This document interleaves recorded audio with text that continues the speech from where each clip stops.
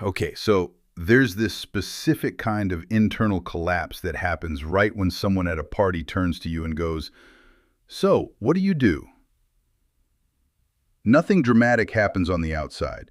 You still nod, you still say something like, "Oh, marketing. Yeah, keeps me busy." But somewhere behind your eyes, a version of you has already quietly left the building. And if that sentence just made your chest tighten a little, stick around because this one's kind of about you. For a long time, the go-to explanation for why some people can't stand small talk was shyness. Simple story, easy to tell. Shy people get nervous. Nervous people avoid conversation. Small talk is conversation. Therefore, shy people avoid it. Except that story falls apart the second you meet someone who will walk right up to a stranger and start a conversation about death, or their parents' divorce, or whether free will is even real, but genuinely cannot survive being asked about their commute. Shyness doesn't explain that combination. What actually explains it is a brain built to hunt for information and connection, quickly stuck inside a genre of conversation designed almost specifically to avoid handing either one over. Here's the actual definition researchers use, by the way, because it's oddly precise. Psychologist Matthias Mell, who has spent a career studying how people actually talk to each other, describes small talk as any exchange where both people walk away knowing roughly as much about each other as they did before it started. Same information, same distance, nothing really transferred. A substantive conversation, on the other hand, is one where something real changes hands. An opinion, a memory, a fear, a fact that shifts how you see the other person even slightly. Once you hear it phrased that way, the reaction some people have to small talk starts to make some sense. Weirdly, the topic itself is rarely the actual issue. Nobody's pulse has ever spiked over a comment about the weather. What seems to happen instead is that a brain wired to look for information exchange clocks a conversation containing none of it and logs the whole thing as wasted time. Not painful exactly, just wasteful. Like paying full price for a movie and getting 45 minutes of trailers before anything starts. Mel actually tested this back in 2010 using a small audio recorder participants wore for 4 days straight, capturing 30 seconds of ambient sound roughly every 12 minutes. Basically eavesdropping on people's entire social lives without giving them a chance to perform for it. And what he found was that the happiest people in the study were having about twice as many substantive conversations and roughly a third as much small talk compared to the least happy people.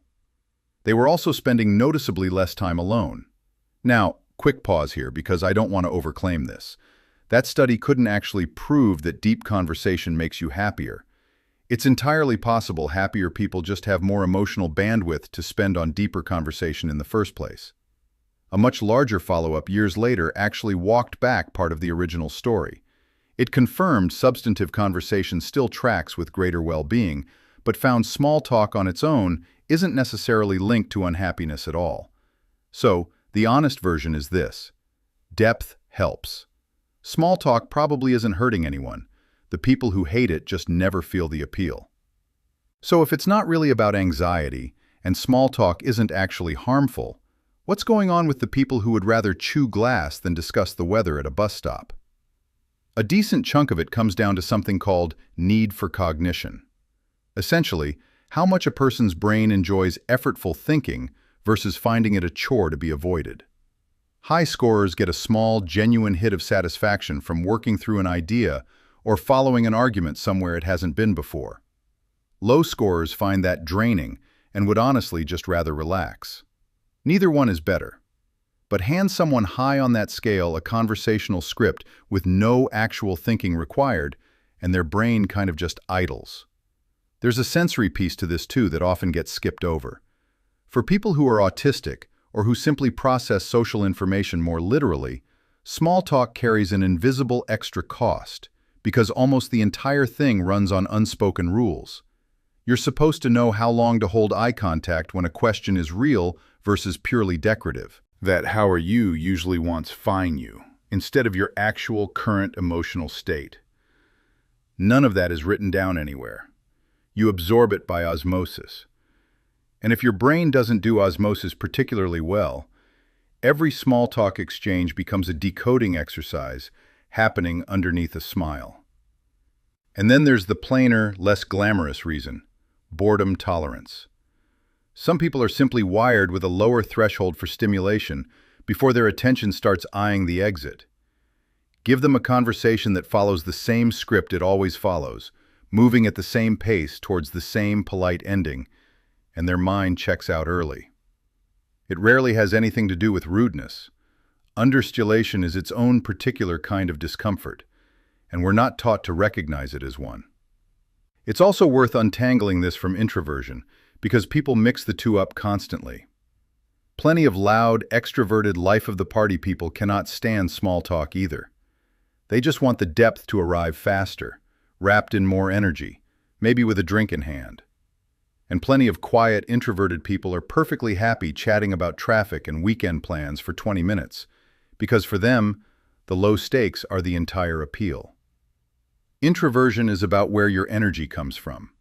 This is closer to what your brain considers a worthwhile use of a conversation, which is a completely different access. And the two only overlap sometimes by coincidence, not by rule. You can usually spot it in a small moments nobody thinks to examine. The haircut where someone asks about your holiday plans, and you answer on autopilot while internally begging for the blow dryer to start. The rideshare driver who asks if you're having a good day and you say yes, obviously because saying "define good" out loud would be insane. The Zoom call that opens with 4 minutes of "can everyone hear me okay?" before anything of substance gets said. None of that is dramatic. None of it ruins your day. It just quietly taxes a very specific kind of person a little more than they let on, over and over, in rooms where nobody else seems to notice paying the toll at all. Oddly, small talk still does something real, even for the people convinced it's a total waste of oxygen. Evolutionarily, it functions as a low-stakes way for two nervous systems to check: are you safe? Are we good? Is this a room I can relax in? That's actually useful information to have. It's just that some brains process that check almost instantly and then want to move on to literally anything else. And other brains find the checking part itself kind of pleasant and are in no rush whatsoever. So, if you've ever stood in a work kitchen, nodding along to a story about someone's weekend, feeling this creeping sense that wanting to skip straight to the point makes you a bad person, what's actually going on there is a lot more mechanical than that. A brain finishing its own safety check about 4 sentences before everyone else's does, and then just sitting there a little too fast for the room it's in. What that tends to add up to most of the time is someone who wants the elevator conversation to just become the real one, right there, immediately. No elevator required. A mind that keeps reaching past the script towards whatever is actually underneath it. And the people who can meet you there without small talk, working as some mandatory warm-up lap first, are usually the ones worth keeping around. One more thing before you go. If small talk drains you because your brain's already scanning ahead for something with more substance, there's a decent chance the rest of your day runs on that same pattern. Backlog that never clears, focus that scatters, a system craving stimulation instead of depth. There's a bundle linked below built around fixing exactly that. 7-day guides for clearing the backlog, resetting your dopamine, actually fixing your sleep, and rebuilding real focus. One specific daily action at a time. Links in the description and pinned in the comments. And if any of this was useful, subscribe and hit the notification bell so you don't miss what's coming.